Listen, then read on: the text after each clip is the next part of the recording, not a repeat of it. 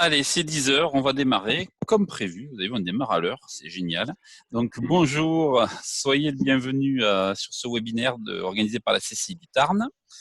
Aujourd'hui, le thème du jour, ça sera RGPD pour les TPE-PME, comment se mettre en conformité rapidement. Et d'ores et déjà, je voulais remercier l'intervenant du jour, Fabien Crozet de DPO Consulting, qui va nous démystifier le RGPD, nous donner plein de bonnes astuces. Essayez. Le webinaire va se dérouler en 2 temps. Premier temps, Fabien va nous faire une présentation de la partie RGPD, un peu avec les fondamentaux, et aborder quelques points un peu particuliers, notamment vis-à-vis des prestataires et des sous-traitants, et aussi des clients et prospects, qui est une problématique que toutes les entreprises ont. Et il y aura un second temps qui sera vraiment une notion de questions-réponses, auxquelles vous allez pouvoir rapidement poser vos questions et avoir les réponses assez précises. L'idée, si vous le voulez bien, c'est que vos questions, vous les poserez dans l'onglet Converser, donc l'onglet Conversation de Zoom. Et moi, j'en ferai la synthèse et je poserai la question à Fabien. Sachez que ce webinaire est enregistré, donc vous pourrez le revoir en replay. On vous enverra les codes plus tard. Et aussi, si jamais vous avez des problèmes de connexion, qu'il est en direct aussi sur Facebook Live. Donc, c'est-à-dire sur la page Facebook de la CCI du Tarn, vous pourrez le suivre. En fin de ce webinaire, je vous mettrai un lien dans l'onglet Converser qui correspondra à notre questionnaire satisfaction. Et s'il vous plaît, merci de le remplir parce que comme ça, j'aurai le droit RGPD de pouvoir vous envoyer la présentation. Parce que sinon, je ne pourrai pas. Donc, n'oubliez pas que si vous voulez avoir la présentation et tous les éléments qui vont aller avec, ça sera bien de me remplir ce questionnaire. Je vois que tout se passe bien. On va faire court. Donc, Fabien, c'est à vous. Bien, bonjour à tous. Comme le disait Lilian, je suis ravi de faire ce webinaire. Et puis, on va essayer de démystifier un petit peu ensemble et puis aborder des choses concrètes pour vous, entrepreneurs, sur ce sujet du RGPD. Alors, je me présente rapidement. Voilà, donc je suis Fabien Crozet. Je suis le responsable du cabinet DPE Consulting pour toute la région Occitanie. Donc, je suis basé à Toulouse et nous avons également un bureau à Montpellier. Voilà. Donc, on est basé à Toulouse, donc pas très loin d'Albi, qu'on voit bien au milieu là. Voilà. Donc, ensuite, ça c'est le programme de ce qu'on va aborder aujourd'hui. Donc, il semble y avoir beaucoup de choses. Alors, très rapidement, je vais présenter, vous dire pourquoi c'est important le RGPD finalement, et puis avec des obligations qui sont demandées aux TPE, PME. Et puis des choses un peu concrètes sur votre relation avec vos clients, avec vos prospects. Quelle est la relation que vous devez avoir avec vos prestataires également, les fournisseurs. Et puis d'aborder quelque chose d'intéressant aussi, de se dire, mais finalement, le RGPD, est-ce que c'est une contrainte? Est-ce que ça ne serait pas une opportunité au final? Et puis tout à la fin, je vais vous proposer une solution pour débuter, pour voir les choses avec vous plus tard si vous le souhaitez. Alors, qui nous sommes? Alors, nous sommes un cabinet qui a été créé en 2016, donc avant l'entrée en vigueur du RGPD en 2016 et son entrée en application en 2018. Donc, nous sommes un cabinet présent un peu partout en France, à Paris, Toulouse, Montpellier, Marseille, Lyon, Nantes, etc. Aujourd'hui, nous comptons plus de 500 clients. Ça va de la start-up, TPE, PME, jusqu'à des grands comptes et des collectivités territoriales, des organismes publics comme des hôpitaux, des aéroports, etc. Aujourd'hui, donc, nous sommes aussi les numéro 1 des DPO externalisés en France, en ce qui concerne les entreprises privées, par exemple. Voilà, donc ça nous montre quand même une certaine expertise sur ce sujet, parce qu'on fait que ça, on travaille que sur le RGPD. Voilà. Alors, pourquoi c'est important, ce RGPD? Alors d'abord, quelques petits chiffres pour débuter. Donc ça, ce sont des sondages qui ont été faits l'année dernière, mais qui sont toujours à peu près d'actualité. Aujourd'hui, on considère qu'il y a environ 30% des entreprises qui se déclarent être en conformité. Alors c'est une autodéclaration, parce que parfois, des entreprises sont de bonne foi, se disent oui, je suis en conformité, etc. Donc on va dire qu'il y a environ 30%, un tiers des entreprises qui se disent en conformité. ce qui est pas si mal. Il y a quand même 8 entreprises sur 10 qui disent avoir subi quand même des problèmes, des cyberattaques ou des demandes de personnes concernées, etc. Donc c'est quand même non négligeable aujourd'hui. Et puis finalement, il y a eu des sondages qui ont été faits, qui ont été plutôt intéressants, qui ont été faits par le Journal du Net, où être conforme au RGPD, c'est un atout au final pour pas mal d'entreprises, parce que 84% d'entre elles considèrent que ça instaure une relation de confiance avec ses clients. Donc c'est quand même plutôt pas mal, que ça améliore aussi l'image de marque. Et ça, en termes de business, c'est quand même très important aussi. Et une chose qu'on ne voit pas forcément venir, c'est que les employés, les salariés des entreprises, quand elles travaillent dans une entreprise qui est en conformité avec le RGPD, elles sont motivées, elles se sentent en confiance. Voilà, parce que le salarié est aussi une personne concernée par le RGPD, bien entendu. Alors, quelques exemples quand même parce qu'on dit souvent qu'il n'y a pas beaucoup de sanctions. Alors, c'est vrai qu'il n'y en a pas beaucoup. Pour l'instant, ça touche essentiellement des grosses structures. Bon, il y a eu Google l'année dernière, il y a eu Marriott, British Airways, etc. Donc, ce sont quand même des grosses entreprises. Mais pour autant, on a quelques petits exemples quand même de PME. Par exemple, une entreprise d'environ 500 salariés qui a été condamnée à 400 000 euros pour des défauts de sécurité. C'est-à-dire qu'il y avait des documents personnels qui étaient en libre accès de leurs salariés. Donc ça, c'était quand même un peu problématique. C'est des choses qu'on rencontre dans les entreprises plus petites également. Une PME de 20 salariés a été condamnée à 20 000 euros d'amende pour des histoires de vidéosurveillance qui étaient un petit peu excessives. Voilà. Donc ça, ce sont des exemples concrets, mais on a d'autres exemples où l'usage, par exemple, de cartes de fidélité, de choses comme ça, de clients. Bon, il y a eu des mises en demeure pour ça, par exemple. Là, je vous parle que des sanctions, mais il y a eu quand même des mises en demeure de PME sur des sujets liés à la sécurité, liés à la confidentialité, ce genre de choses. Voilà, donc voilà pourquoi c'est important. Alors, les étapes à suivre, alors, il y en a un certain nombre qui sont énumérés sur cette diapositive. Je ne vais pas les reprendre aujourd'hui. Je vous invite à aller sur le site de la CNIL, qui est très bien foutu. Vous avez le lien qui est en dessous. Il y a 6 étapes pour se mettre en conformité, se préparer à se mettre en conformité. Donc, ce sont des étapes qui sont bien décrites sur le site de la CNIL. Donc, je vous invite quand même à aller sur ce site parce qu'il est très, très bien documenté. Voilà. Alors après, c'est pas forcément évident. Ce qui est demandé ici, c'est pas toujours évident, mais pour autant, ça vous donne quand même un très très bon aperçu de ce qu'il y a à faire. Alors, en ce qui concerne les TPE-PME, quelles sont les obligations au sujet du RGPD? Alors, l'obligation pour tout le monde, qu'on soit une petite entreprise ou une grande entreprise, c'est la même chose. C'est-à-dire qu'on se doit de respecter ce qu'on appelle les principes fondamentaux du RGPD. Alors, il y en a 9. Bon, je ne vais pas les détailler précisément, mais ce que j'aimerais vous montrer, c'est que ces principes fondamentaux du RGPD, en fait, on peut les respecter en adoptant 4 bons réflexes. Alors, le premier bon réflexe, c'est de se dire que lorsqu'on collecte de la donnée à caractère personnel de ses clients, de ses prospects, même de ses salariés, il faut se poser un certain nombre de questions. Il faut se demander, est-ce que c'est nécessaire de le faire déjà? Est-ce que j'ai besoin de collecter ce type d'informations? Pourquoi je la collecte?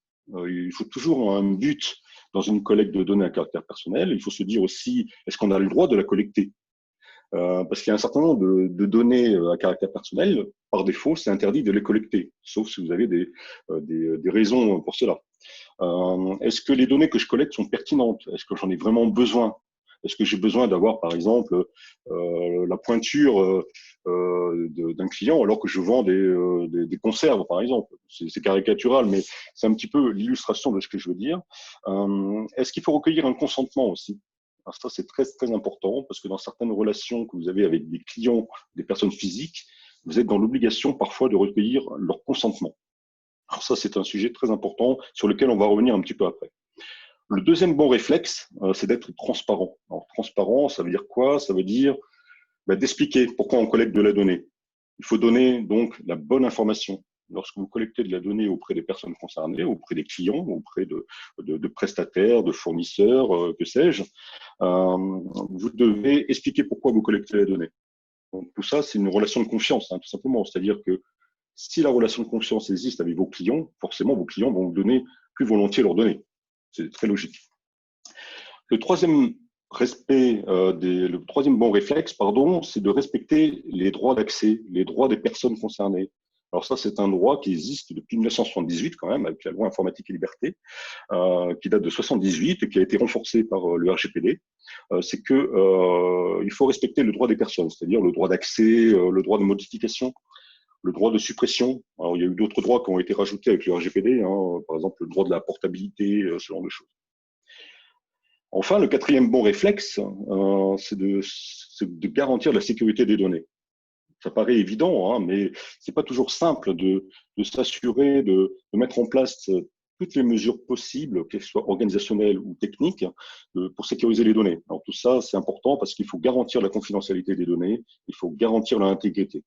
Et garantir l'intégrité des données, c'est pas forcément toujours évident. Ça veut dire que dans certains cas, il faut prévoir la possibilité de pouvoir récupérer ces données en cas de destruction de votre entreprise par un incendie, par exemple. Donc ça peut être une obligation, par exemple, qui vous est imposée. Alors, tout ça pour dire que ce respect des principes fondamentaux, ça paraît compliqué comme ça, mais en fait, ce qu'on demande aux entreprises, on ne demande pas d'être infaillible en termes de sécurité. Ça, c'est pas possible. Le RGPD ne demande pas d'être infaillible. On voit bien avec une entreprise, vous avez vu dans l'actualité Soprasteria qui a été lourdement touchée récemment. C'est quand même une grosse entreprise, mais ça, c'est valable pour toutes les entreprises. C'est-à-dire que c'est important de se mettre en conformité et de le documenter surtout. De prouver que vous avez mis en place des mesures organisationnelles, des mesures techniques pour le faire.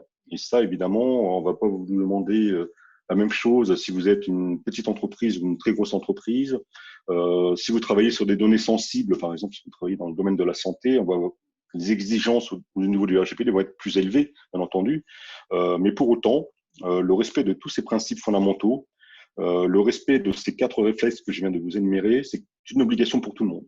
Après, c'est le niveau d'exigence de ce qui est demandé en termes de preuve de la conformité n'est pas forcément le même, en fonction de votre taille, en fonction de votre secteur d'activité. Alors, je vais prendre des exemples maintenant concrets. On va parler d'abord de la relation que vous pouvez avoir avec vos clients, avec vos prospects. Alors, lorsque vous avez une relation avec des clients, avec des prospects, vous faites par exemple de la prospection commerciale.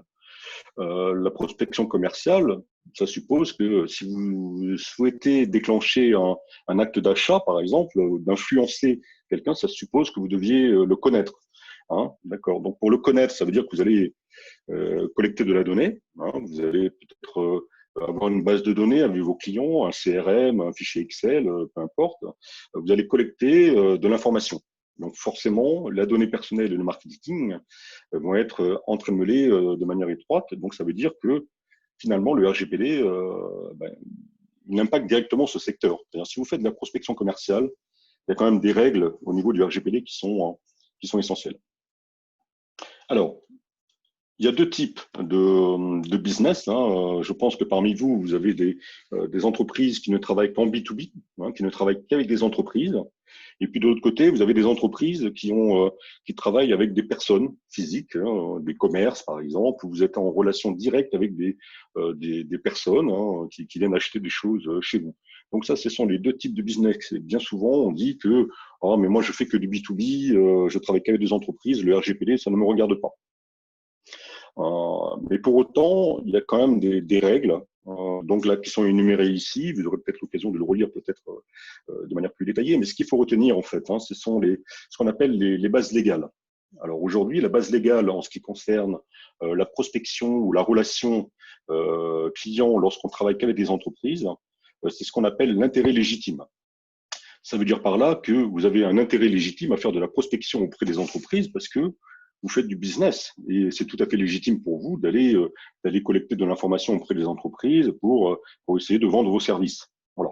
Pour autant, vous avez quand même cette obligation de respecter un certain nombre de choses, notamment le principe fondamental de la transparence en donnant la bonne information, qui doit être très précise et très complète, de garantir également le droit des personnes, parce qu'une entreprise, elle a quand même des droits aussi également de s'opposer à certaines choses, de se désinscrire à vos newsletters, etc., etc. En ce qui concerne le B2C, alors c'est plus compliqué. parce que la base légale est le consentement. Voilà. Ça veut dire quoi? Ça veut dire que lorsque vous avez une relation avec des clients, des personnes physiques, vous avez une obligation de recueillir un consentement, de le tracer et d'avoir la preuve du consentement surtout. Et ça, c'est pas forcément quelque chose de simple de recueillir le consentement. C'est-à-dire que vous devez apporter la preuve que la personne vous a donné son consentement et surtout la preuve aussi si elle a retiré son consentement. Voilà. Et toujours pareil, vous avez toujours les mêmes droits d'information, de transparence, les droits d'opposition, le droit d'accès, etc. Tout ça, ça reste la même chose. Alors, dans le cas du B2C, donc le consentement, comme je viens de le dire, est obligatoire et également, vous avez l'obligation d'informer les personnes. Alors, ça veut dire, par exemple, concrètement, lorsque vous faites des newsletters, vous devez mettre des mentions de ce type. J'accepte de recevoir des offres commerciales de l'entreprise X par voie électronique, donc il faut cocher la case. Vous devez mettre aussi, par exemple, un droit d'opposition, par exemple, de mettre « je ne veux plus recevoir vos messages ». Hop, cliquez ici, vous êtes désinscrit. Hein, d'accord. Donc ça, ce sont des choses qui sont aujourd'hui obligatoires en termes d'information. Si jamais vous travaillez avec des partenaires, hein, c'est-à-dire que lorsqu'on vous achète un produit en ligne, par exemple, sur votre site internet ou au travers de vos newsletters, les informations que vous pouvez faire, et que les informations que vous collectez, ben, vous les transmettez à des partenaires commerciaux que vous avez. Et là, vous avez l'obligation de le préciser, hein, d'informer les personnes. Et dans ce cas, vous allez dire, par exemple, vos données seront transmises à nos partenaires commerciaux et afin qu'ils vous proposent des offres commerciales, etc., etc. Donc, si vous ne souhaitez pas que ce soit le cas, merci de cocher la case. Ça, c'est des choses qu'on rencontre très souvent, mais c'est important de le faire. Si vous faites de la prospection par SMS, il y a beaucoup d'entreprises qui le font, ben, vous avez cette obligation de pouvoir s'opposer en mettant le fameux envoyer stop à tel ou tel numéro. Voilà. Donc ça, ce sont des exemples. Hein. Bon, il y en a d'autres, hein, bien entendu. C'est quelques exemples de choses qui doivent figurer dans vos communications avec vos clients lorsque vous faites du B2C. Alors, dans le B2C, il y a une chose quand même qui est importante. Vous n'avez pas besoin de recueillir le consentement tout le temps, et en particulier auprès de vos clients. Hein. Si vous avez déjà des clients qui sont déjà dans votre base de données, vous n'allez pas demander le consentement à chaque fois que vous allez leur proposer un service qui est analogue à ce que vous avez déjà vendu auprès de lui. D'accord? Ça coule de source, mais c'est souvent une question qui revient, c'est de se dire, mais est-ce que je dois demander le consentement à chaque fois que j'essaie de proposer mes services à mes clients, etc. Non. Ça, c'est quand même une chose. Vous l'avez recueilli une fois, vous pouvez proposer d'autres services derrière sans demander le consentement pour autant. Par contre, ce qu'il ne faut pas faire lorsque vous faites du B2C, c'est d'essayer d'aller chercher des adresses mail un petit peu partout sur le net, hein, sur des forums par exemple, sur des choses comme ça, de mettre des cases précochées aussi. Hein, les exemples que je vous ai présentés tout à l'heure, il ne faut pas qu'elles soient précochées les cases. Ça, c'était une pratique courante avant le RGPD, maintenant c'est strictement interdit. Et puis il faut éviter aussi de conditionner, par exemple, un service, l'accès à un service ou à l'achat de quelque chose que vous proposez, à l'acceptation de recevoir des messages publicitaires. Alors ça, on le voit encore beaucoup. C'est-à-dire que si vous voulez avoir des informations, si vous voulez acheter quelque chose, ben, vous êtes dans l'obligation d'avoir de la pub de ma part. Et ça, c'est très, très fortement non recommandé. Voilà. Alors, dans le B2B, c'est un petit peu différent. Donc, comme je vous l'ai dit tout à l'heure, vous n'avez pas besoin de recueillir le consentement, mais par contre, vous devez toujours informer les personnes. Alors là, on va retrouver des exemples un petit peu similaires à tout à l'heure, c'est-à-dire vous allez avoir ce genre de choses à la fin de vos communications par mail, par exemple. Je ne veux plus recevoir vos messages. Idem pour les SMS. Par contre, vous devez être un petit peu plus explicite sur les relations que vous avez avec vos clients, vos partenaires B2B. Si vous travaillez avec eux, c'est-à-dire que vous devez leur expliquer de manière un peu plus précise leurs droits d'accès, de rectification, etc. Vous devez également peut-être produire une politique de confidentialité un peu plus développée sur les sites Internet. Hein, et puis alors, si vous faites de la protection par téléphone, vous devez donner la possibilité aussi de préciser que l'appel est enregistré, etc. Donc ça, ce sont des éléments qu'on retrouve assez souvent. Les formulaires d'inscription également, vous devez mettre des cases à cocher. Si vous faites de la communication par courrier papier, hein, il y a encore beaucoup d'entreprises qui communiquent par ce biais-là, vous devez préciser dans votre courrier postal que si vous ne souhaitez plus recevoir de courrier postal d'une entreprise qui vous sollicite, vous devez donner la possibilité à vos clients de se désinscrire depuis une adresse. Alors, par exemple, Ça peut être un numéro de téléphone, ça peut être une adresse mail, ça peut être un site internet sur lequel on va dire que on ne veut plus recevoir de communication. Alors ça, c'est quelque chose qui est assez rare, hein, finalement, quand on regarde tous les prospectus qu'on trouve dans une boîte aux lettres, c'est très très rare de voir ce genre de mention. Mais c'est quelque chose qui est important. Alors, il y a une chose aussi qu'on oublie souvent, c'est que lorsque vous avez des données de clients, vous devez respecter un autre principe fondamental que j'ai énuméré tout à l'heure, c'est la durée de conservation. C'est-à-dire que lorsque vous collectez de la donnée à caractère personnel, que ce soit de vos clients B2B, B2C, etc., vous avez des durées de conservation à respecter. Notamment les données clients, vous devez les garder que 3 ans maximum après la fin de la relation commerciale. C'est-à-dire qu'au bout de 3 ans, certaines informations que vous devez supprimer parce que vous n'avez pas d'obligation déjà à les garder. Les données de vos prospects, c'est la même chose, hein, c'est-à-dire que même si le prospect ne répond pas à vos sollicitations, au bout de 3 ans, s'il ne répond pas, il faut vraiment le supprimer de vos bases de données. Voilà. Et bien entendu, tout ce qui concerne les documents comptables, les pièces justificatives, les contrats, les choses comme ça, évidemment, vous avez une obligation légale de les garder et c'est une obligation légale qui court sur au moins 10 ans. Voilà. Après, au-delà de 10 ans pour ce genre de choses, vous pouvez justifier éventuellement de les garder plus longtemps, hein, pour les raisons X ou Y, hein, pour les statistiques par exemple, pour l'historique de votre entreprise. Vous pouvez les garder plus longtemps, mais vous devez respecter un certain nombre de choses, notamment d'anonymiser certaines informations sur ce document. Mais vous avez tout à fait le droit de le garder au-delà si vous le jugez nécessaire, bien entendu. Mais en même temps, ça vous permet aussi de purger, de faire du ménage. Hein. Donc, c'est l'occasion de respecter ces durées de conservation. Comme on le verra tout à l'heure, ça peut être un avantage très intéressant d'un point de vue financier, justement. Alors, un petit mot sur les cookies, sur les sites Internet. Alors, aujourd'hui, on est un petit peu envahi avec des bandeaux j'accepte, je refuse, les cookies, etc. Bon. Alors, ce qui est important avec les cookies, c'est qu'il y a toujours cette histoire de consentement. Encore et toujours. Et ça a été renforcé très, très récemment. Ça veut dire que dans 6 mois, la CNIL, les autres organismes de contrôle au niveau européen vont être un petit peu plus sévères vis-à-vis des sites Internet. Jusqu'à maintenant, il y a eu une période, on va dire, de test, une période d'information, de pédagogie vis-à-vis des entreprises qui ont des sites Internet et qui font des choses sur Internet, qui vendent des produits, etc. Donc, le consentement, encore et toujours, ça veut dire qu'il faut la preuve que le consentement a été recueilli pour l'utilisation des cookies et la preuve également que la personne, l'internaute, puisse retirer son consentement. Voilà, ce sont 2 obligations supplémentaires qui sont la charge donc du propriétaire du site Internet. D'accord ? Donc ça, c'est très important. Alors, je vais vous montrer, par exemple, un exemple qu'on retrouve très souvent comme bandeau cookie et qui est devenu obsolète aujourd'hui. On le trouve encore beaucoup, beaucoup, beaucoup.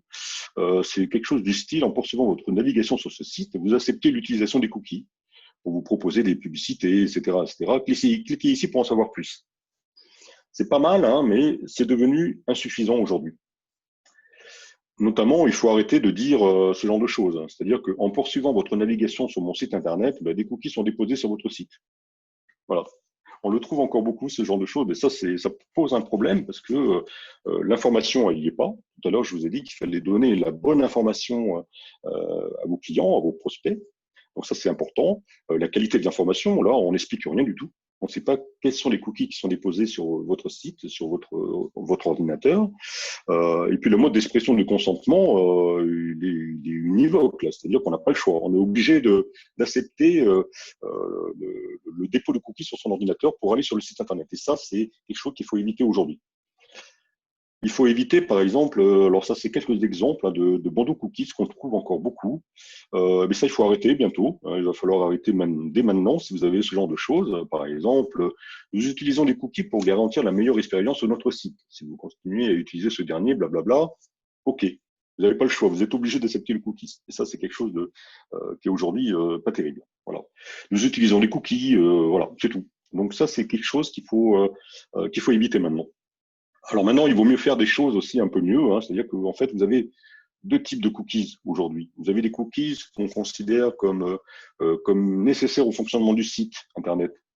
Donc là, ce sont des cookies, pardon, qui sont nécessaires au fonctionnement. Je vous donne un exemple. Par exemple, si vous avez un site de e-commerce Vous avez des cookies essentiels pour le fonctionnement du site. C'est des cookies qui vont s'occuper du panier, si vous voulez. Alors, si vous mettez un produit dans le panier et que vous changez de page, le cookies va permettre, par exemple, de garder votre produit dans le panier. Voilà, donc ça, c'est quelque chose de pratique et c'est tout à fait essentiel au fonctionnement du site. Et là, si vous n'utilisez que ce genre de cookies, il faut le préciser par une mention de ce genre. Nous utilisons des cookies afin de vous fournir un service, etc., etc. Vous pouvez toujours éventuellement le désactiver, mais vous pourriez rencontrer des problèmes si vous les refusez. Vous avez toujours la possibilité de les refuser, hein, malgré tout, mais vous risquez de rencontrer des problèmes. Mais il faut le préciser. Et puis après, dans le cas contraire, vous avez des cookies un petit peu plus complexes qui sont là pour faire du marketing, pour faire du profiling marketing, pour faire du partage d'informations avec des partenaires commerciaux, ce genre de choses. Donc, si vous faites ce genre de choses, il faut le dire. Il faut le dire, par exemple, en disant souhaitez-vous accepter le dépôt de cookies destinés à faire des statistiques, etc., etc. Donc, il faut dire oui, non. Est-ce que vous souhaitez que les cookies soient déposés pour être partagés sur d'autres sites Internet, même quand vous avez quitté mon site Internet? Souvent, les cookies servent à ça. C'est-à-dire que vous êtes sur un site Internet X, vous fermez le site, le cookies va donner l'information aux partenaires commerciaux comme quoi vous allez aller sur un autre site qui va s'appeler Y. Donc, ça veut dire qu'avec ces cookies, on peut savoir où vous allez, même quand vous avez quitté le premier site qui a déposé le cookies. Donc, c'est quand même assez envahissant. Donc, c'est pour ça qu'il faut informer les personnes. Alors, quelques exemples de bons cookies qui sont très, très bien, qu'on commence à voir de plus en plus, qui sont vraiment très clairs. Voilà. Celui-ci, par exemple, on le trouve de plus en plus, il est très sympathique. Salut, c'est nous les cookies, etc. Donc, je choisis, OK pour moi, voilà, donc c'est très clair. Vous avez la possibilité de choisir de refuser. Voilà, donc là, ici, c'est encore mieux. Ce genre de bandeau cookies, c'est je refuse, j'accepte. Alors là, il n'y a pas de.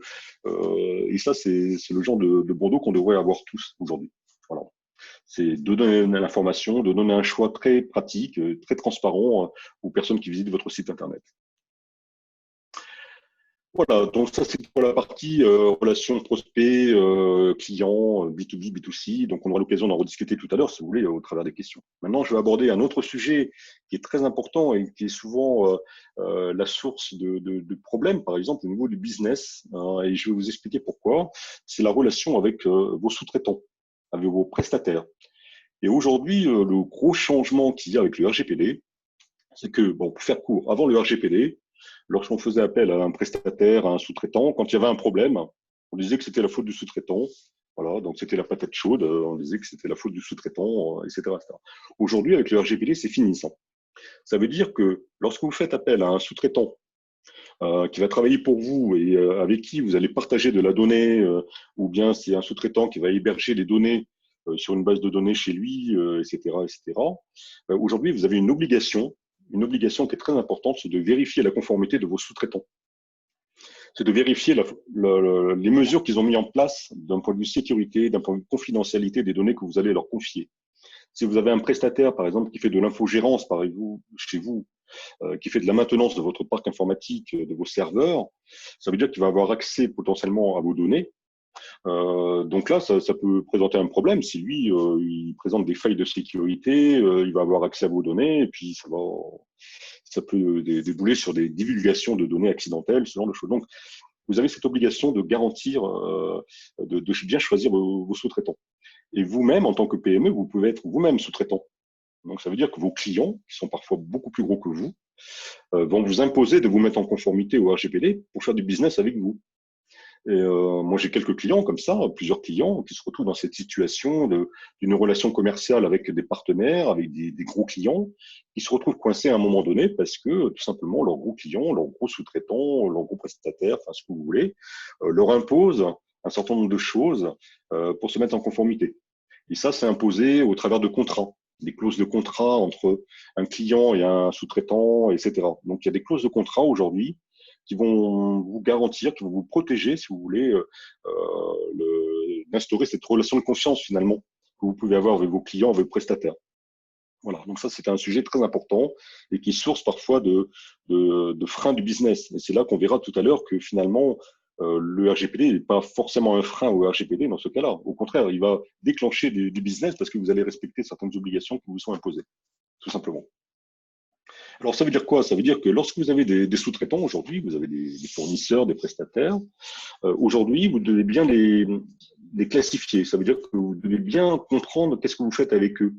Quelle est la nature des données que vous leur confiez, quelle est la nature des données auxquelles ils ont accès, et en particulier si c'est de la donnée sensible, par exemple, les données de ressources humaines, par exemple, ou les données de santé, si vous travaillez dans ce domaine-là. Et puis, il faut essayer de voir aussi quel est le niveau de risque de ce prestataire par rapport aux données que vous lui confiez. C'est-à-dire que si vous confiez, par exemple, toutes les ressources humaines à un prestataire extérieur, donc là, il y a un niveau de risque quand même assez élevé. Donc là, vous allez identifier finalement les prestataires, les sous-traitants, qui ont un niveau de risque important. Et là, vous allez avoir une exigence de sélection de ceux-ci qui va être un petit peu plus élevée. Et pour ça, ça va vous permettre finalement de mieux les sélectionner. Et vous allez mieux regarder les contrats qui vous lient avec eux. Vous allez peut-être même, pourquoi pas, faire des mini-audits pour les sélectionner. C'est-à-dire que vous allez leur envoyer un questionnaire qui répondent à un certain nombre de questions vis-à-vis du RGPD. Est-ce qu'ils ont ceci? Est-ce qu'ils ont cela? Ça va vous permettre, vous, de bien les choisir.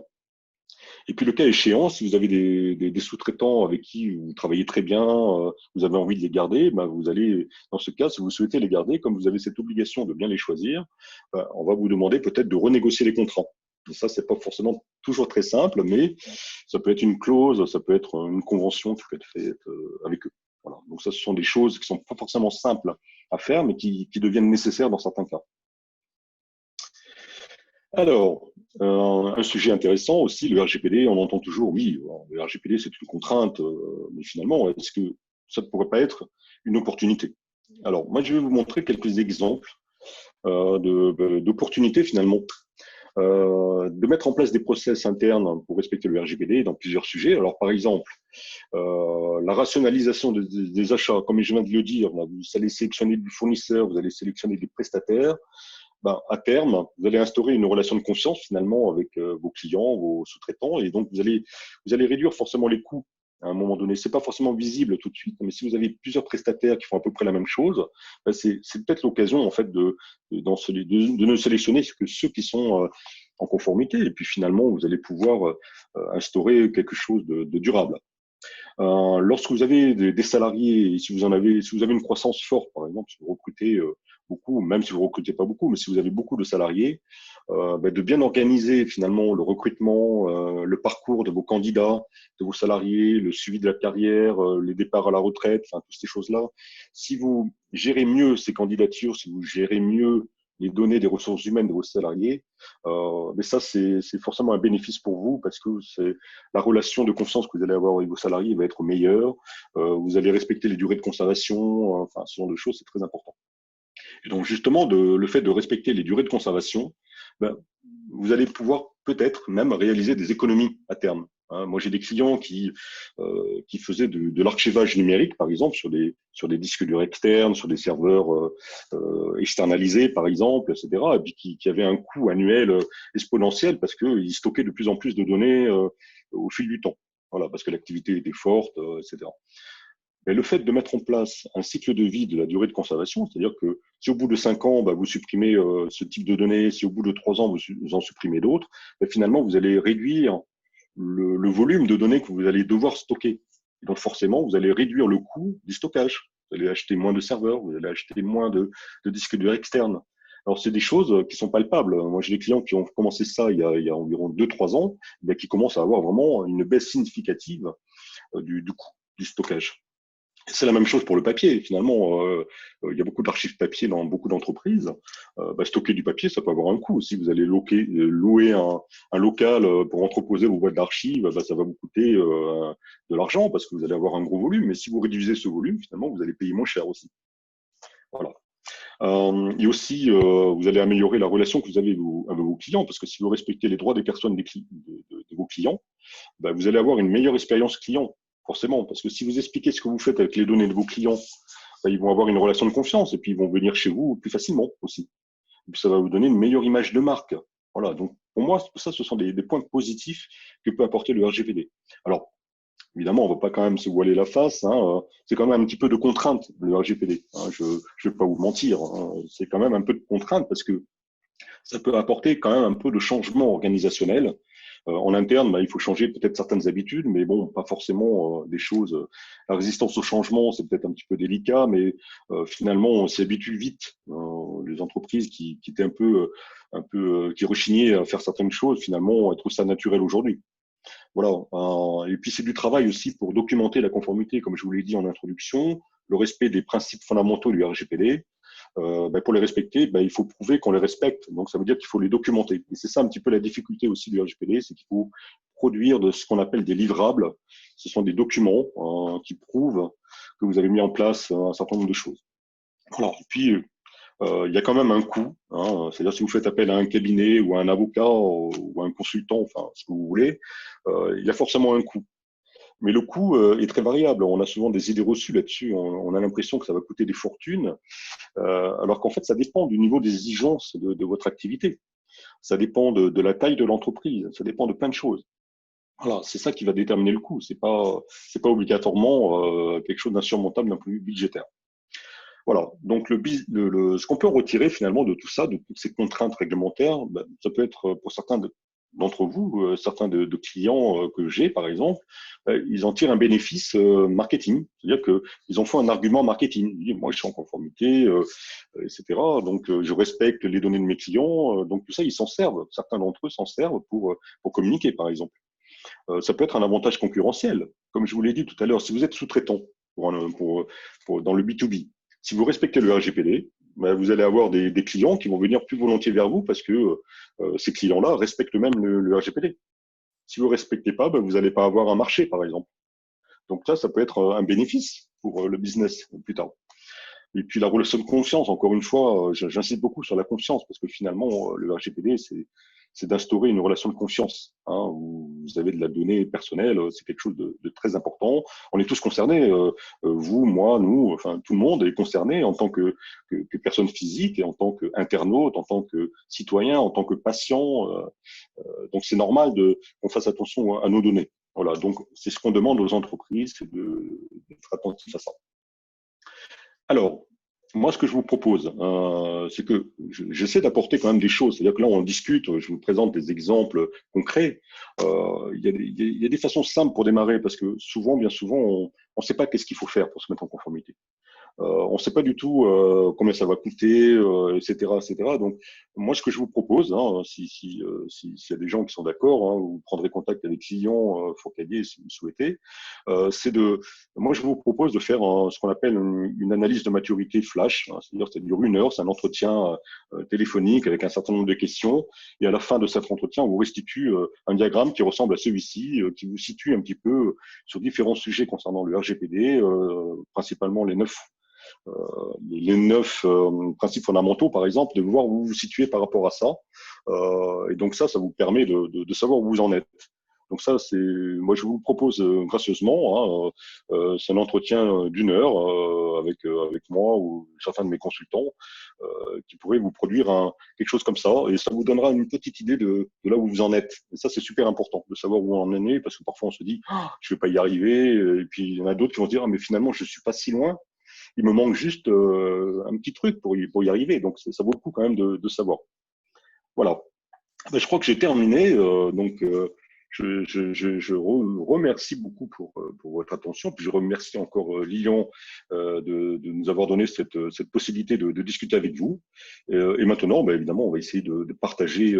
J'espère que vous avez des questions, parce que c'est vrai qu'en distanciel, c'est pas forcément évident d'échanger, mais pour autant, je pense que le format, on devrait pouvoir y arriver. Si vous avez pas mal de questions, je pense que Lilian va pouvoir me les relayer et je vais y répondre avec plaisir, bien entendu. Voilà, merci beaucoup. Fait. Merci beaucoup, Fabien. Avec plaisir.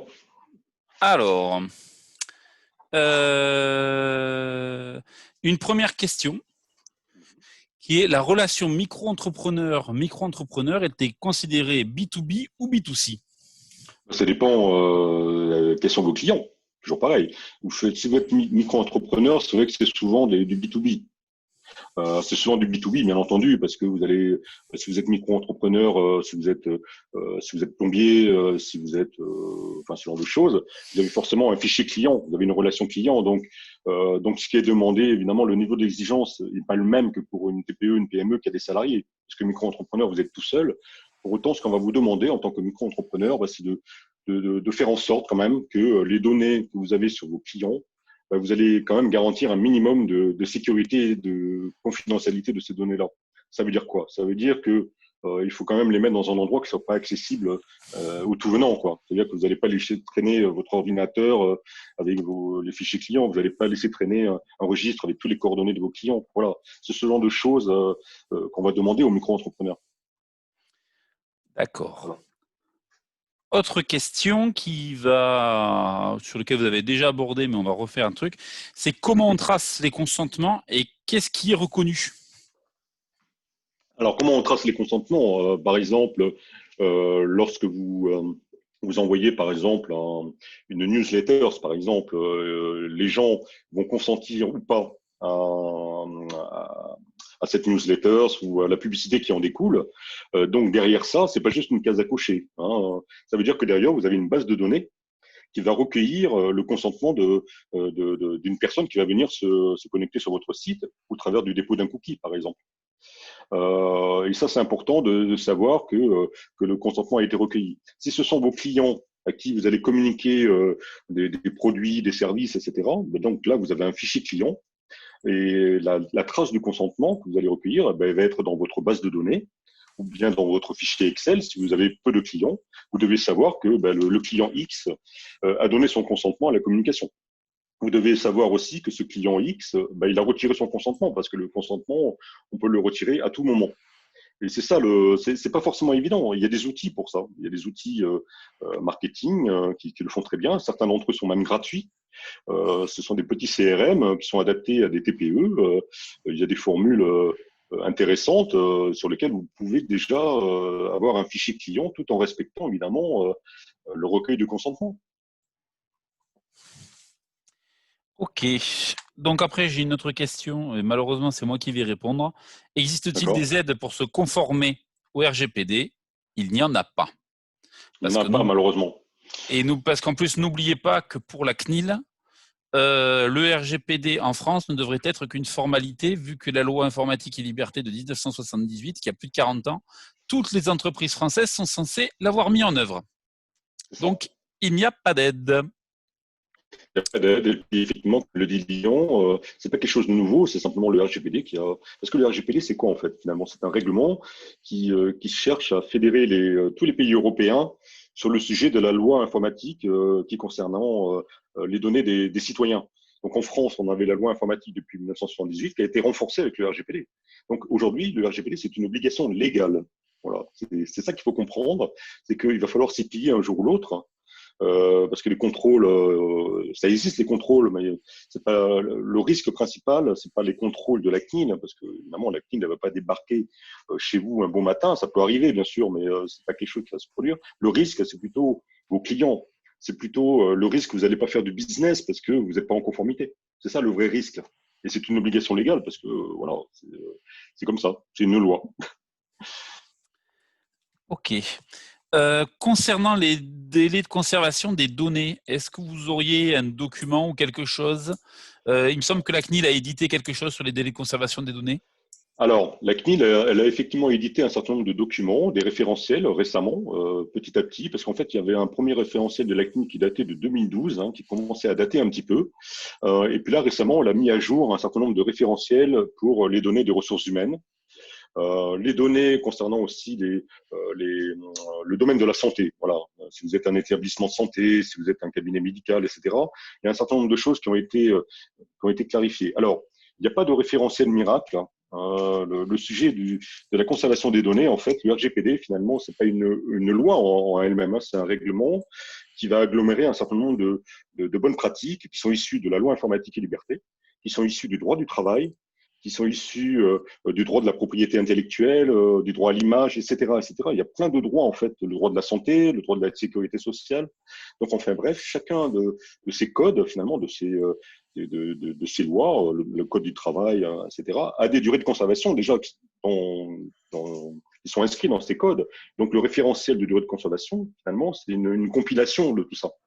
Donc évidemment, nous, on a fait un très très gros travail, nous, en interne au cabinet, c'est-à-dire que nos clients, lorsqu'on travaille avec eux, on construit un référentiel adapté à leur activité, justement. S'ils ont que du B2B, en fait, le référentiel, je l'ai un petit peu énuméré tout à l'heure. Vous avez les durées de conservation des données concernant vos clients, vos prospects, tout ce que vous devez garder un certain nombre de temps parce que vous avez une obligation légale, etc. C'est là-dessus qu'on va se concentrer. Et puis au niveau RH, c'est pareil. Pour vos salariés, vous avez des durées de conservation aussi de données les concernant. Vous avez, par exemple, au départ du salarié, il y a un certain nombre de données que vous devez supprimer au bout de 5 ans, par exemple. Lorsque vous recevez un CV d'un candidat, vous devez le garder que 2 ans, 3 ans maximum. Donc, ce sont des règles comme ça qu'on peut effectivement énumérer au travers d'un référentiel. Mais il n'y a pas de référentiel comme ça sur une étagère, malheureusement. Voilà. Mais il y a quand même des outils au niveau de la CNIL. Moi, je vous invite à aller voir la CNIL quand même. Il y a quand même pas mal d'éléments qui peuvent vous aider. En plus, en complément de ce que vous dites, Fabien, pour certaines entreprises, en fonction des cycles de vente, on peut avoir des délais de conservation des données qui peuvent être plus ou moins longs. Ah, tout à fait. C'est-à-dire que il y a des cycles de vente très courts, par exemple. Là, vous avez une durée de conservation sur par exemple, les données bancaires, ce genre de choses qui sont très très courtes. Et par contre, si vous avez des relations commerciales qui sont très très longues, moi j'ai des clients qui existent depuis 20 ans, mais ils ont que 5 clients, par exemple, eux-mêmes, mais c'est des relations commerciales qui durent des années, qui durent 20 ans, 15 ans. Donc là, les obligations ne sont pas du tout les mêmes parce que vous êtes obligé de garder pendant toute la durée du contrat toutes les informations relatives à votre client. C'est à partir du moment où vous avez arrêté, par exemple, une relation commerciale, c'est là qu'il va y avoir des choses que vous ne devez pas garder au-delà d'un certain temps. Je vais prendre un exemple très concret. On peut imaginer qu'un maçon, aujourd'hui, avec la garantie décennale, est complètement dans son droit de garder pendant 10 ans les coordonnées d'un client. Absolument, parce que c'est une obligation légale. Voilà. Voilà. Je vous confirme aussi, je ne pose pas la question à Fabien, mais que les associations sont soumises au même titre que les entreprises au RGPD. Absolument. Absolument. Et ça, c'est quelque chose que parfois certaines d'entre elles sont très surprises. Moi, je travaille énormément avec des associations d'insertion professionnelle, des associations qui vont gérer les activités des enfants après l'école, pendant les vacances, par exemple. Elles sont soumises au RGPD et parfois même ces associations manipulent des données dites sensibles. Par exemple, l'insertion professionnelle de personnes handicapées, par exemple. Là, forcément, vous avez des données quand même qui sont quand même très sensibles. Et donc là, les exigences sont plutôt fortes pour elles. Vous avez des associations religieuses, par exemple. Vous avez des associations, les syndicats, enfin tous ces genres de choses. Finalement, ce sont des organismes qui doivent également se conformer au RGPD. Et c'est pas toujours très simple parce que les associations ont très peu de budget, certaines, mais pour autant, c'est en fonction de la nature des données qu'ils collectent. C'est sûr qu'une association de joueurs d'échecs ou de collectionneurs de timbres, elles vont pas être très embêtées. C'est juste que celui qui s'occupe de l'association, le fichier Excel qu'il maintient sur ses adhérents, il faut qu'il soit un minimum sécurisé, quoi. Voilà, c'est tout. On va pas demander d'autres choses. Une question aussi sur le CRM, donc, qui est, si j'ai bien compris, je dois effacer de mon CRM un client que j'ai eu en 2016, plus de 3 ans. En fait, si vous avez plus de relation commerciale avec lui, oui, vous devez supprimer ces informations le concernant. Mais si c'est un client, vous devez garder quand même toute la partie facturation, la partie contractuelle. Il faut la garder, bien entendu. Mais les informations, parce qu'en plus de ça, si vous avez une relation commerciale, en général, vous avez une relation commerciale avec une entreprise, par exemple, vous allez avoir plusieurs contacts à l'intérieur. Vous allez avoir le commercial, vous allez avoir peut-être le directeur financier, le service achat, enfin ce que vous voulez. Et bien souvent, ces personnes-là, elles vont partir à un moment donné, elles vont changer d'entreprise. Donc c'est un peu pour ça aussi que certaines informations, vous n'allez pas devoir les garder au bout d'un certain temps. Le CRM, aujourd'hui, les CRM sont plutôt bien faits parce que automatiquement, vous pouvez faire des purges, par exemple, de données. C'est-à-dire de définir des règles de durée de conservation pour certains types d'informations concernant vos clients, par exemple. S'ils ne sont pas actifs pendant 3 ans, on va les supprimer, tout simplement. Voilà. Tout à fait. Autre question. ce qui va intéresser beaucoup de monde, je pense. Je collecte des adresses et des numéros de téléphone ou mail de particuliers pour réaliser des travaux sur des réseaux publics. Dois-je recueillir un consentement? Alors, ça dépend, c'est quel type d'entreprise qui peut faire ce genre de choses, par exemple? J'ai pas plus d'informations. Si Olivier peut nous en dire un petit peu plus. Mais de toute façon, effectivement, la réponse, elle est simple. C'est-à-dire que si vous collectez Un bureau d'études. On parle d'un un bureau bureau d'études. d'études, ben Voilà. voilà, ben, tout simplement. C'est-à-dire que le bureau d'études qui va collecter des informations auprès de particuliers pour faire une étude, etc., ben, il faut qu'il explique pourquoi il collecte la donnée auprès de la personne. C'est-à-dire qu'il y a quelque sorte un intérêt légitime à le faire, en fait, au final. Parce qu'il y a une action importante au niveau de la voirie, par exemple, au niveau d'une zone communale, enfin que sais-je. Donc là, il faut informer les personnes, vous expliquer pourquoi vous avez besoin de leurs coordonnées, tout simplement. Donc, et le fait que vous expliquez et qu'il vous le donne, il vous donne un consentement au final de l'utilisation de ces données-là. Mais pour autant, ce qu'il faut faire, c'est qu'à la fin de l'étude, c'est-à-dire que lorsque l'étude est terminée, il faut s'engager à supprimer ces données-là. C'est-à-dire qu'il faut l'expliquer. C'est-à-dire que vous dites à la personne, je prends vos coordonnées, etc., parce qu'on est en train de réaliser une étude, X, Y, et puis à la fin de cette étude, en fait, on supprimera vos données, parce qu'on n'en a plus besoin, tout simplement. Est-ce que ça vous va comme réponse? Je vais vous répondre si j'ai le retour. Oui, en fait, c'est en plus un bureau d'études. Oui, c'est OK pour lui. Donc, tout va bien. Voilà. On continue. Considère-t-on qu'une personne qui se connecte sur le site internet et fait un achat est un client? Et j'ai envie de dire oui, parce que de toute façon, il y a une contractualisation et donc le problème est réglé. Ben, le problème est réglé, oui, tout à fait. C'est-à-dire que vous avez une relation client. Voilà. Donc ça, très simple. Existe-t-il un modèle de plan de sécurité organisationnel à mettre en place par mon prestataire informatique? Alors, la mauvaise nouvelle, je vais vous dire, il existe certains éléments, mais non, parce que tout est dépendant et pour personnalisé en fonction du fonctionnement de votre entreprise. Exactement. C'est-à-dire qu'il n'y a pas de document type, parce que ça se saurait en fait. Hein, si, des documents types pour se mettre en conformité, si ça existait vraiment, on les retrouverait à la FNAC, hein, on les retrouverait en téléchargement à plein d'endroits, mais en fait, ça n'existe pas. C'est-à-dire que il y a des et puis en plus la CNIL, par exemple, ce qu'elle n'a pas fait, il n'y a pas une checklist vraiment des documents de la conformité. C'est l'interprétation, c'est la lecture des textes de loi qui gravitent autour du RGPD, qui permettent de définir un certain nombre de documents obligatoires pour être en conformité. En premier lieu, vous avez ce qu'on appelle le registre des traitements. Le registre des traitements, c'est une obligation pour toutes les entreprises. Alors, en fonction de la taille de l'entreprise, si vous êtes moins de 250, il y a un peu moins de choses à mettre dedans, mais pour autant, c'est quand même un document obligatoire de bien lister tout ce que vous faites avec les données à caractère personnel, ce que vous faites avec vos salariés, ce que vous faites avec vos clients, etc. Après, vous allez avoir des documents qui vont concerner, par exemple, les politiques de confidentialité. Lorsque vous avez un site internet, c'est important de construire une politique de confidentialité, mais qui doit être personnalisée. Parce que bien souvent, on voit des politiques de confidentialité qui sont sur les sites internet, qui sont des copier-coller en fait de plein de sites internet. Donc en fait, ça n'a pas de valeur parce qu'en fait, lorsqu'il y a un contrôle au sein du cabinet, par exemple, on a des anciens de la CNIL qui étaient au service des contrôles de la CNIL justement. Donc on sait très bien comment ça se passe.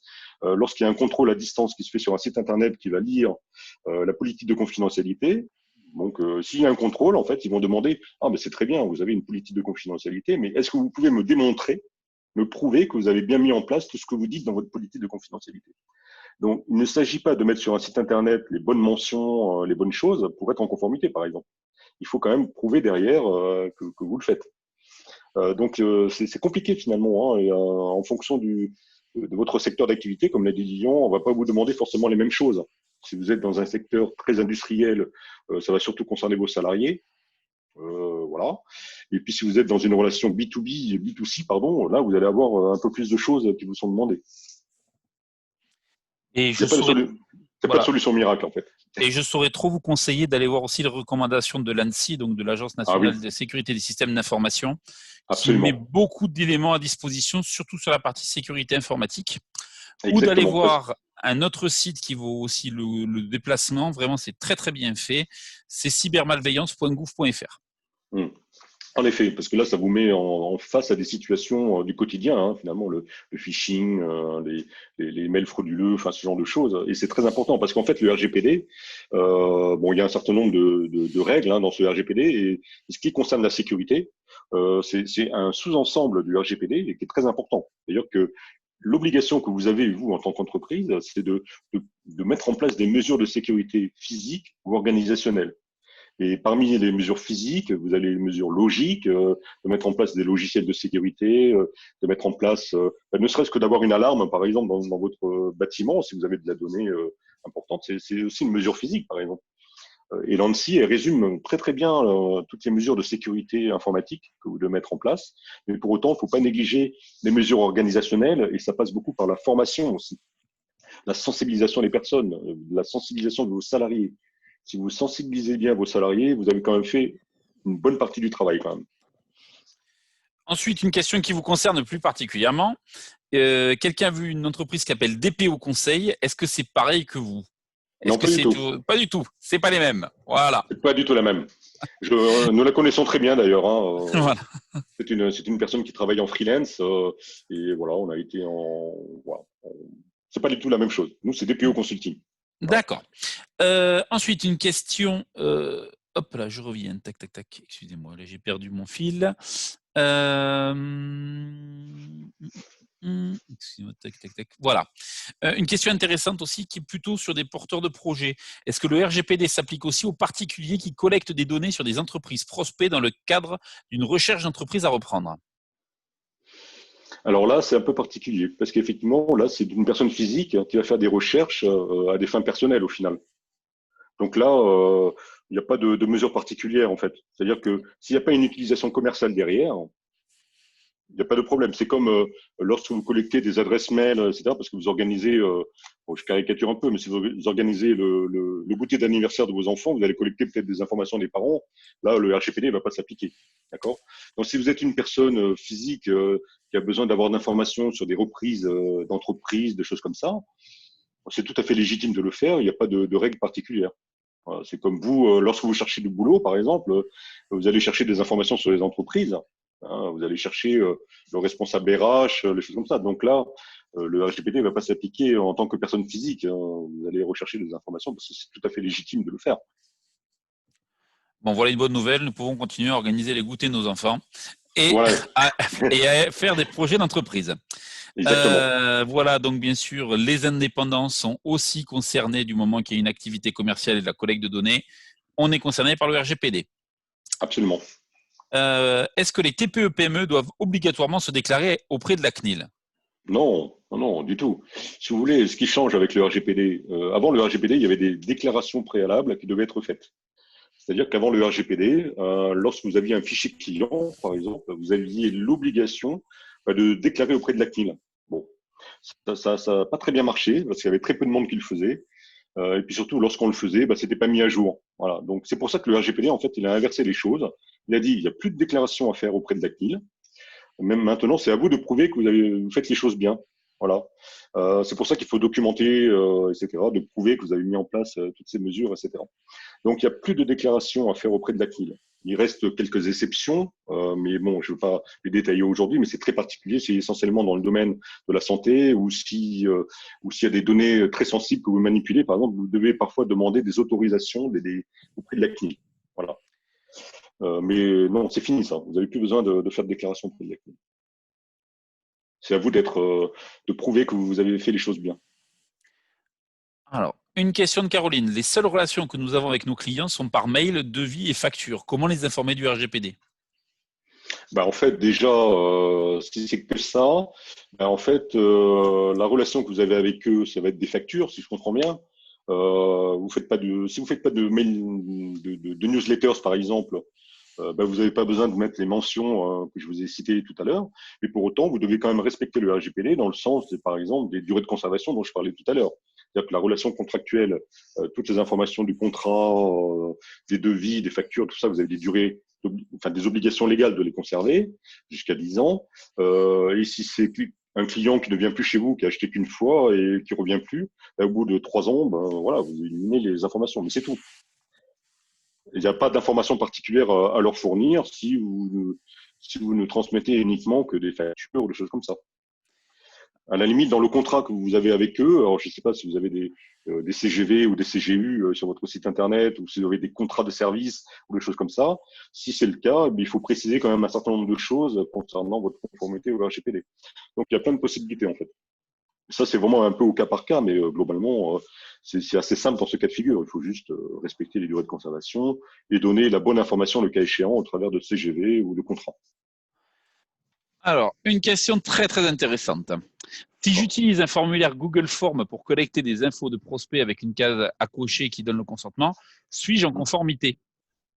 Oui, c'est pas mal parce que vous recevez un consentement. Pour autant, d'utiliser les outils Google, c'est pas forcément toujours. Ça dépend ce que vous collectez comme information. Encore une fois, si vous faites un questionnaire, un petit sondage, qui est pas, vous n'allez pas collecter des données sensibles. Vous n'allez pas demander quelles sont vos pathologies, est-ce que vous avez été opéré, enfin ce genre de choses. Dans un Google Form, il y a très très peu de risques. Voilà. Pour autant, effectivement, c'est un bon réflexe de demander le consentement, d'expliquer en fait dans le consentement. Il ne s'agit pas juste je veux vos consentements. Hein, il faut juste expliquer pourquoi vous collectez ces données au travers d'un Google Form. Pourquoi vous le collectez ces données. Si je vous disais au tout début, c'est d'être transparent. Ça. C'est-à-dire que je collecte des données parce que je réalise une étude. Je collecte des données parce que je fais un sondage pour un projet d'entreprise. Je collecte des données parce que je vais peut-être vous proposer un service plus tard. Vous voyez, il faut être quand même assez précis sur le recueil du consentement de la case à cocher. Et pas oublier un détail, c'est que vous avez de fortes chances que votre formulaire Google Form soit hébergé en dehors de l'Europe. En plus. Et qu'il faudra le préciser dans vos mentions. Exactement. Et ça peut être très problématique aujourd'hui parce qu'il y a quand même pas mal de choses qui se sont passées à ce sujet-là récemment. Mais sur un usage au quotidien, c'est la collecte des informations et va dire légère. L'information, elle doit être très précise là-dessus. Elle doit dire que effectivement les données collectées, elles sont peut-être hébergées aux États-Unis. Mais si elles sont hébergées en Europe, c'est pas mal aussi, hein, c'est mieux même, hein, même c'est me recommandé. Mais voilà, donc il faut quand même expliquer un certain nombre de choses aux gens auprès de qui vous collectez la donnée. Il faut être transparent. Bonjour. Concernant les données dossiers des salariés qui sont sur les ordinateurs administratifs, accès uniquement par les responsables administratifs, quelles sont les obligations et droits? Ce que j'ai le droit de mettre dedans, contrat de travail, horaire, et ainsi de suite. Oui, en fait, vous mettez tout ce qui concerne vos salariés. Vous avez un dossier RH, vous avez une base de données, ce que vous voulez. Donc, l'obligation, vous, c'est de faire en sorte que ces données-là soient confidentielles, qu'elles soient sécurisées. S'il y a des versions papier, elles vont se retrouver dans une armoire, de préférence qui est fermée à clé. Moi, j'ai vu des endroits où vous avez 2 armoires. Il y avait l'armoire des ressources humaines qui fermait pas à clé, et juste à côté, il y avait une armoire avec les post-it, les stylos, le scotch, les cahiers qui fermaient à clé. Donc moi je dis, il faut inverser, ou alors vous achetez une clé pour mettre sur le dossier RH. Hein, voilà. Donc les obligations, lorsque vous avez des données concernant les salariés, c'est de garantir la sécurité de ces données-là, de garantir la confidentialité aussi, parce que vous possédez des informations qui sont importantes. Et même ce que je recommande beaucoup à mes clients aujourd'hui, vous avez une obligation d'informer les salariés sur un certain nombre de choses, parce que le salarié est une personne physique. D'accord. Donc, vous devez les informer. En général, il y a 2 façons de faire. Soit vous faites un avenant dans les contrats en expliquant, vous faites tout un paragraphe sur le RGPD en expliquant ce que vous faites avec les données, les droits d'accès, tout ce que vous voulez qui concerne les salariés. Ou alors, plus simple, vous faites une notice ou une charte RGPD concernant les ressources humaines, et puis vous la remettez contre signature, par exemple. C'est une façon un peu plus simple de procéder, parce que les avenants, c'est toujours un petit peu plus lourd. Mais c'est important que vos salariés soient informés, parce qu'ils ont des droits. Parce que le salarié, un jour ou l'autre, il y a un effet collatéral du RGPD aujourd'hui avec les salariés, c'est que dans des histoires au prud'homme, par exemple, les avocats de ces salariés qui sont licenciés, par exemple, sont en droit de demander à l'employeur qui a licencié toutes les informations concernant le salarié, y compris les mails échangés à son sujet, par exemple. Là, ça vous embouche un coin. Mais en fait, oui, c'est un droit. Donc, il faut faire attention parce que lorsque vous collectez de la donnée concernant vos salariés, et en particulier si vous faites des commentaires, que ce soit sur les papiers, que ce soit sur une base de données, faites très attention à ce que vous mettez dans les commentaires. Il faut être très factuel. Il faut toujours être respectueux de la personne. Il y a une entreprise qui a été un petit peu chatouillée par un avocat parce que il y avait le CV de la personne qui était licenciée, il y avait des cornes dessinées, des moustaches, il y avait des commentaires sur le CV, un petit peu désobligeants. Ça, il faut mieux éviter de faire ce genre de choses, par exemple. Voilà. Donc les RH, c'est un vrai sujet sur le RGPD. Je vous donne une autre astuce qui a été utilisée pour nous au sein de la CCI. Ils l'ont annexé, le RGPD, à tout ce qui était charte informatique. Voilà, tout à fait. C'est-à-dire qu'il y a plusieurs façons, effectivement, la charte informatique, mais moi j'aime bien quand même de séparer un peu les choses. C'est-à-dire que c'est pas mal parce que c'est beaucoup plus clair, beaucoup plus transparent pour le salarié. Parce que la charte informatique, c'est un sujet technique essentiellement, alors que la charte RH est un petit peu plus explicite et elle est parfois mieux reçue par les salariés même. Voilà. Mais c'est tout à fait possible de faire ça aussi. Il y a pas de... Mais c'est toujours pareil. C'est toujours de bien distinguer le sujet, d'être le plus transparent possible. Ok, on continue. La durée de conservation des documents imposés par la CNIL est-il la même que celle imposée par l'administration fiscale? Très important, n'oubliez pas que le RGPD s'applique là où la loi n'est pas. C'est la loi qui prime sur le RGPD. Toujours, toujours. C'est-à-dire que s'il y a une obligation légale, c'est l'obligation légale qui prévaut. Toujours. Voilà. Après, il y a les recommandations. Mais de toute façon, en général, ces obligations légales, on les retrouve dans les référentiels de durée de conservation, la plupart du temps. Voilà. Que ce soit les factures, les contrats, les choses comme ça, vous avez des durées de conservation qui sont imposées par le code, par les codes du commerce, ce genre de choses. Qu'en est-il des mails? Combien de temps doit-on les conserver? Y a-t-il une législation à ce sujet? Eh ben, c'est le RGPD s'applique aussi aux mails et c'est très très compliqué parce qu'en fait, on considère que les boîtes mail, c'est aussi une unité de stockage quelque part. Donc effectivement, c'est très compliqué la gestion des mails parce que vous allez recevoir plein de choses dans vos mails. Vous allez recevoir des CV, vous allez recevoir des informations parfois confidentielles concernant des personnes, et ainsi de suite.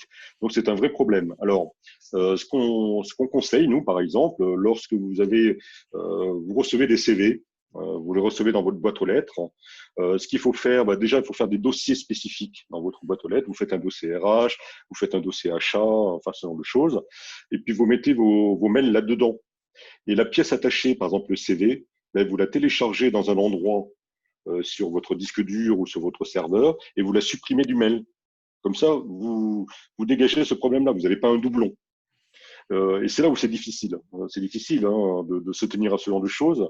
Il y a des organismes qui mettent en place des règles. Vous savez que dans Outlook, par exemple, ou même dans d'autres outils mail, vous pouvez mettre en place des règles de purge, des choses comme ça.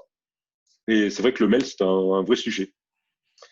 Mais il faut essayer d'avoir des bonnes pratiques, c'est-à-dire notamment au niveau des CV ou notamment au niveau des dossiers des salariés, par exemple, si vous avez des informations concernant vos salariés, comme des RIB, comme des numéros de sécurité sociale, ce genre de choses. Moi, ce que je conseille fortement, c'est que il faut les stocker ailleurs que dans le mail. Voilà. Vous les recevez, vous les supprimez du mail avant vous les stockez quelque part, puis après vous les supprimez en tant que pièce attachée, par exemple. C'est pas facile, mais c'est le conseil qu'on donne en général. Ah. En tant que commerçant ayant un site, dois-je aussi vérifier la politique RGPD de mon hébergeur? Ah oui, ça dépend en fait. Oui, oui, de toute façon, c'est un sous-traitant.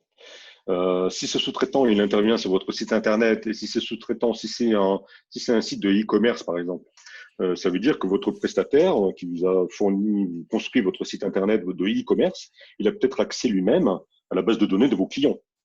Donc là, oui, vous devez être un peu vigilant sur sa conformité RGPD parce que il faut que lui-même puisse garantir que l'accès aux données qu'il pourrait avoir, il faut qu'il adopte une charte un peu éthique quand même, qui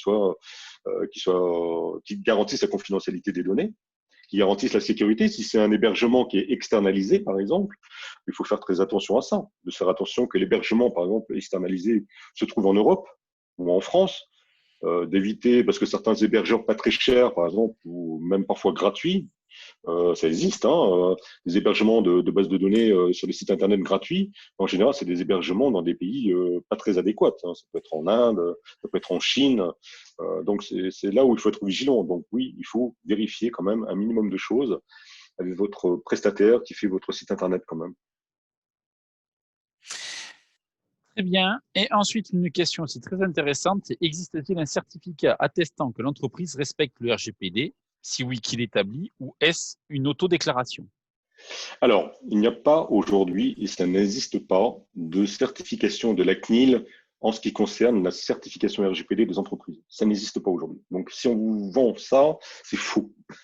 Alors, il peut exister alors, il y a certaines entreprises qui commencent à le faire, de faire des labels en disant que cette entreprise a été mise en conformité par tel ou tel cabinet. Ça n'a aucune valeur, mais si le cabinet a bonne réputation, ça peut être un point positif. Mais il n'y a pas de certification officielle de la CNIL qui va prouver que vous êtes en conformité.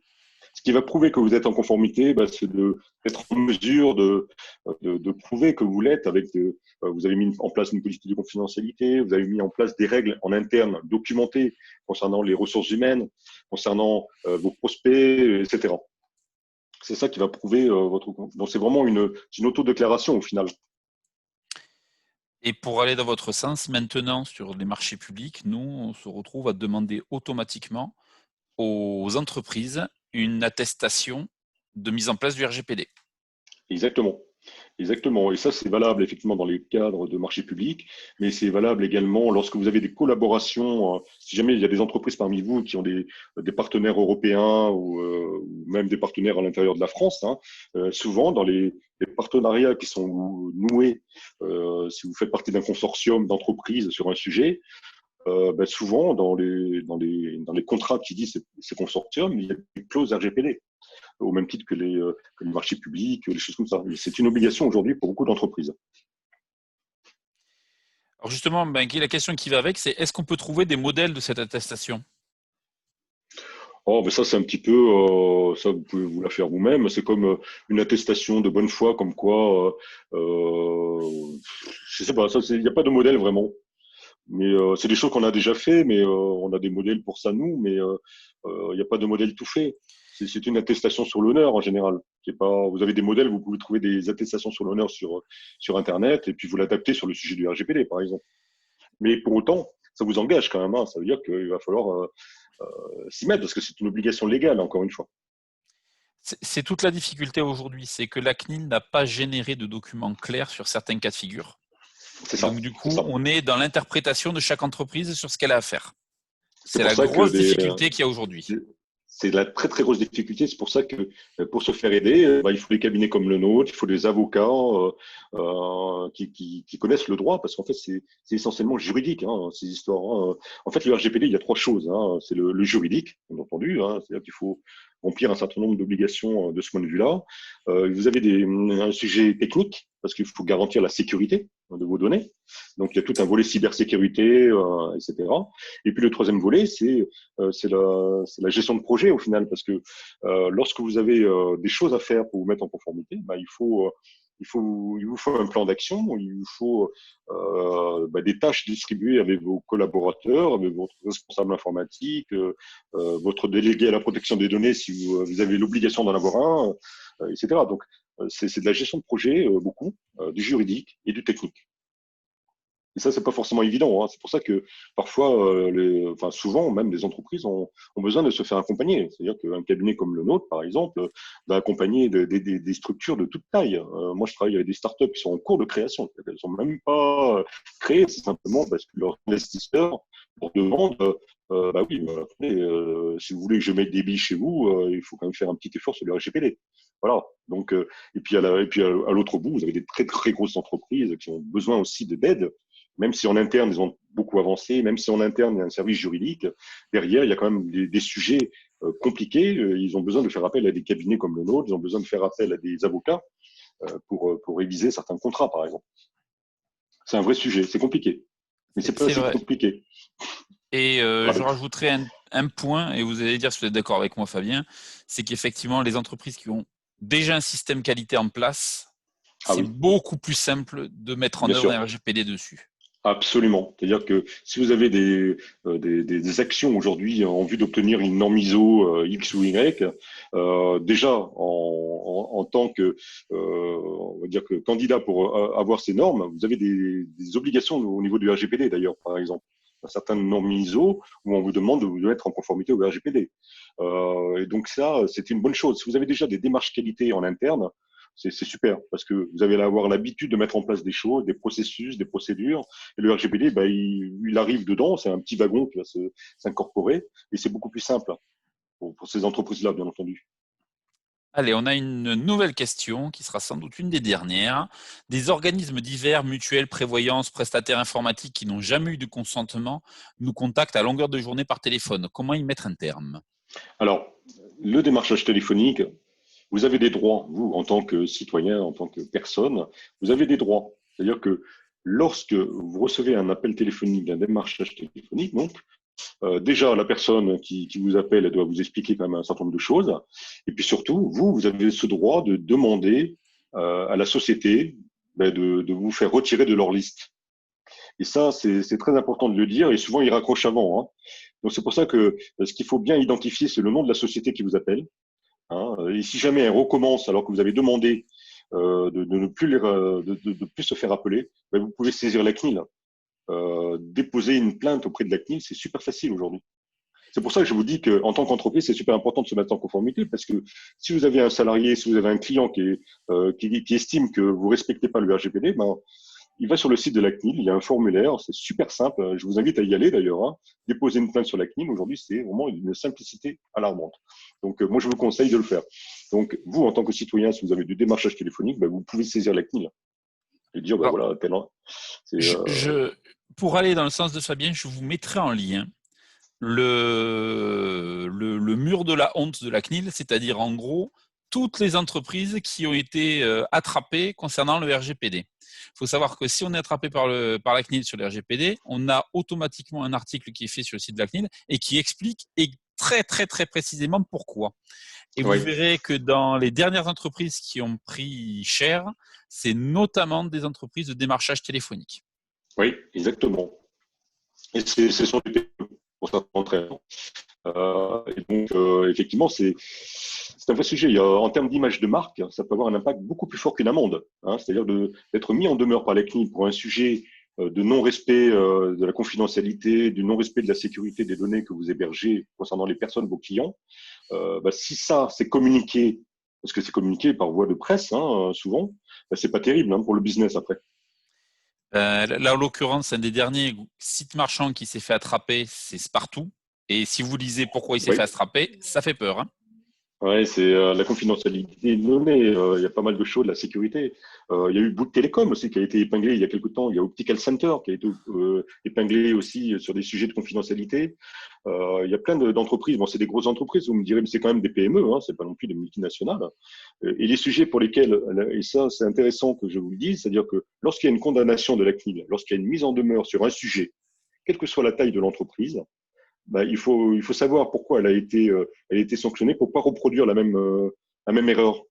Parce que quand la CNIL elle a mis en demeure quelqu'un, quand la CNIL elle a sanctionné une entreprise pour un sujet, elle est beaucoup moins tolérante quand ça se reproduit dans une autre entreprise. Et en général, c'est la sanction directe qui peut tomber. Alors, il faut faire très attention. Et c'est pour ça que c'est important d'être parfois accompagné si vous avez sur le sujet, parce que normalement, le consultant, le cabinet qui vous suit ou l'avocat qui vous suit, il est tenu de vous informer, de vous dire, voilà, il y a une entreprise qui est similaire à la vôtre qui a été sanctionnée. On va vérifier quand même que vous faites attention sur le même sujet. Quoi. Allez, la dernière question, et vous verrez que je vous ai mis en lien le questionnaire satisfaction pour que je vous envoie un peu tous ces éléments et que j'ai le droit de le faire, parce que sinon Fabien ne serait pas content que je ne sois pas conforme au RGPD. Bonjour, dois-je supprimer tous les échanges par mail avec mon cabinet comptable, envoi de bulletin de paye, et ainsi de suite?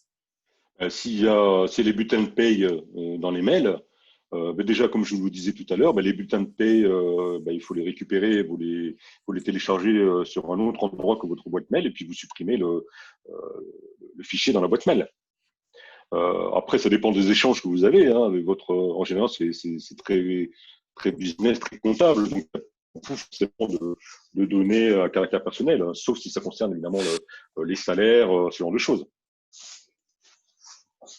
Donc oui, vous avez l'obligation quand même de supprimer un certain nombre de choses dans la boîte lettres, dans votre boîte mail, c'est sûr. Bon, ben ça y est, Fabien, on a fini. Bon, ben, très bien. Voilà. Donc, merci à tous d'être restés jusque-là, d'avoir assisté à ce webinaire. Remplissez-moi le questionnaire satisfaction. Comme ça, je vous enverrai les éléments, présentation, le lien vers le replay et deux, trois petits trucs en plus, deux, trois documents de la CNIL qu'on a dans les poches pour vous aider à y voir plus clair.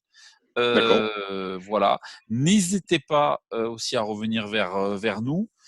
Sachez que nous continuerons, nous, la CCI, régulièrement des ateliers sur les RGPD, parce que c'est un thème qui est loin d'être simple et sur lequel je pense qu'il y a des évolutions à venir ou des ajustements à venir sur lesquels il faut être assez vigilant.